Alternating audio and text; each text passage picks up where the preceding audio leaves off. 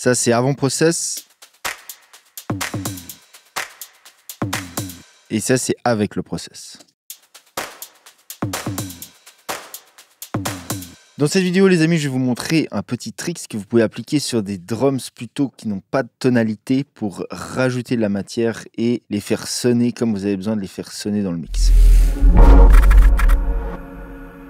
Avant qu'on commence, les gars, si vous voulez des mails quotidiens où je vous donne des tricks and tips uniques que je donne que là-dessus, c'est des mails nouveaux chaque jour. Et en plus de ça, choper 300 presets sérum haut de gamme plus une formation 100% gratuite. Vous pouvez vous abonner à ma mailing list. Je vous mets tous les liens là en dessous. Donc ici, c'est un petit mix que je ne pourrais pas vous play malheureusement, mais on a juste le stem de drums. Et donc ici, on se focus sur le clap. Je vais vous montrer un peu ce que j'ai fait sur le clap. Je pense que c'est intéressant de vous montrer un petit peu des techniques que vous pourriez appliquer un petit peu sur tous les drums, mais notamment tout ce qui est atonal, c'est-à-dire tout ce qui n'a pas de notes. Ça peut marcher aussi sur des drums qui ont des notes, qui ont une information tonale. Cependant, là, ce qu'on va faire, c'est rajouter en fait de la matière, rajouter quelque chose qui n'existe pas. Donc ici, en fait, ce clap de base était un poil trop haut dans les mids par rapport au mix.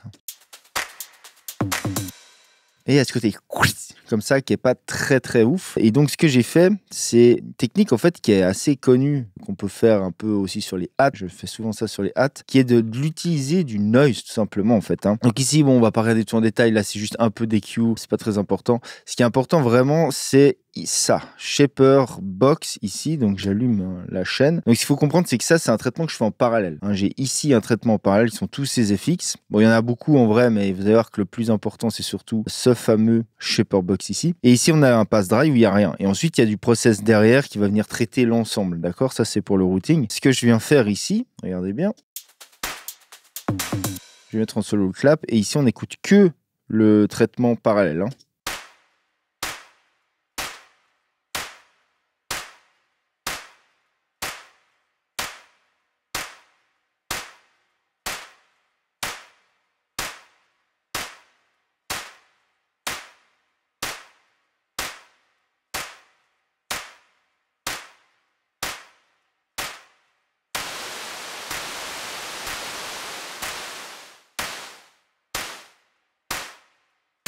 Ok, je vous le mets plus long, je mets un release plus long, comme ça vous entendez bien, parce que le release était court. Donc en fait, ça rajoute du ces fréquences qui n'existent pas. On rajoute du bas mids qui est important pour les claps. Et après, on vient juste shaper ça sur la même enveloppe, celui que le son original en gros.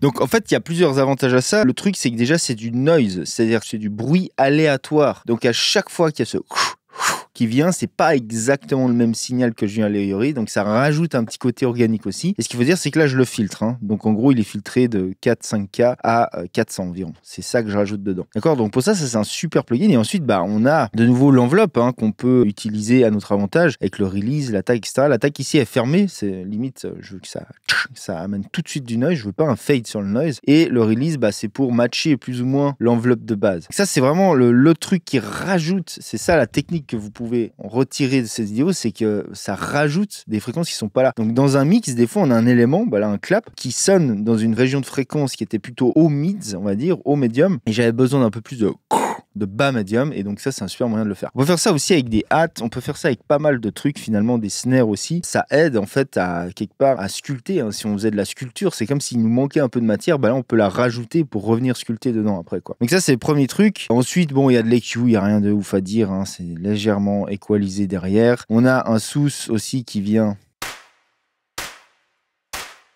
réduire surtout ici une espèce de résonance qu'on avait qui traînait. Ensuite, on a légèrement de la saturation en mode dynamique sur la gauche, c'est-à-dire qu'en gros, il ne va pas réduire la dynamique, mais il va plutôt en rajouter. Si on mettait à droite...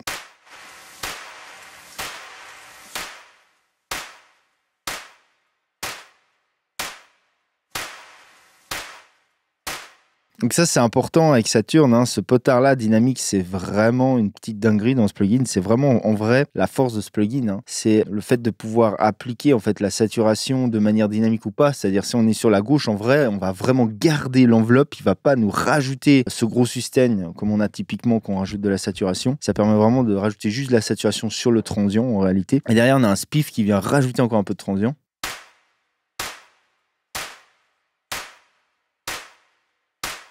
Ok, donc si on enlève tout ce process, sur le parallèle.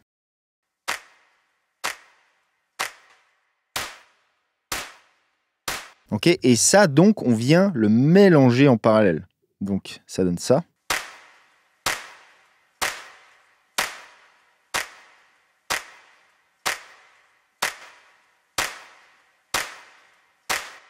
En gros, c'est presque comme si on avait recréé une sorte de clap qu'on vient mélanger en parallèle. Puis bon, après, c'est du process un peu de contexte de mixage. On vient recutter une petite résonance ici. On revient sous un coup l'ensemble.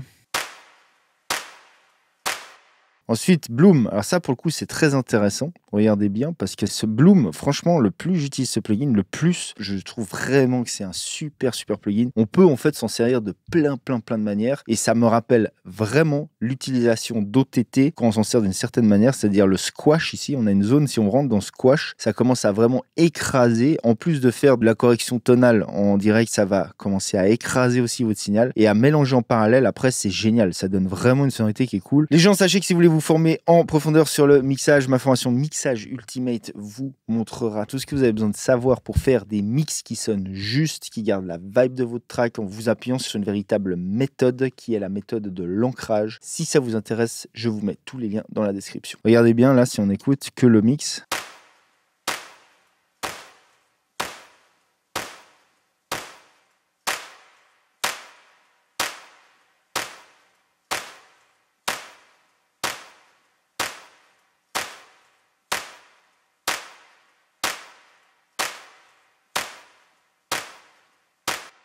Vous voyez ce que ça rajoute? Ça rajoute vraiment un qui est une espèce de signal en fait qu'on n'aurait vraiment pas pu obtenir autrement. Et pour ça, franchement, Bloom est un super plugin. Ensuite, on a de nouveau un petit peu d'EQ, même un gros EQ qui lui rajoute, en fait, c'est la même idée quoi. Vous voyez que je viens recutter un petit peu cette zone qui me dérange un peu au médium. Je viens rajouter du bas médium.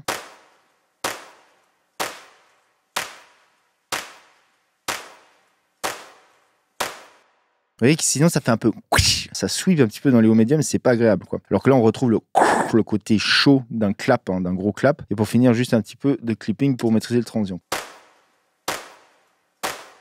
Enfin, beaucoup de clipping. Ok, voilà la chaîne pour ce clap. Et je vous remets en contexte avec le bus de drums uniquement.